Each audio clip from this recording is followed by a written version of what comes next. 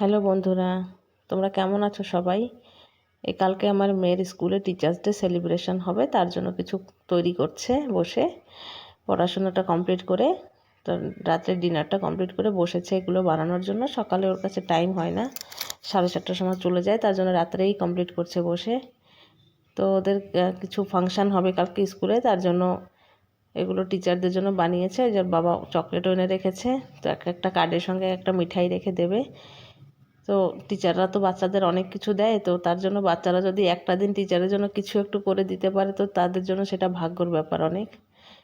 তো দেখো বানিয়েছে। তোমাদের কেমন লাগছে কার্ডগুলো আমাকে জানাবে কমেন্ট করে। দেখো রাত 11:15 বাজে, আমরা দুজন বসেই করছি। তো ঠিক আছে, বাচ্চা খুশি হয়ে বানাচ্ছে টিচারদের জন্য। তো তোমাদের কেমন লাগছে কার্ডগুলো দেখে?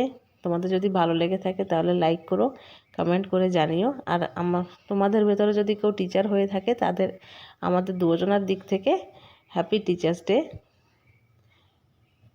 দেখো কেমন লেগেছে বলো। ছোট বাচ্চা মানুষ বানিয়েছে নিজের হাতে করে। যদি তোমাদের ভালো লেগে থাকে তাহলে একটা কমেন্ট করে বলো।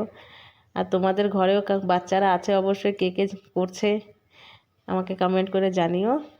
তো দেখো কেমন বানিয়েছে, দেখো।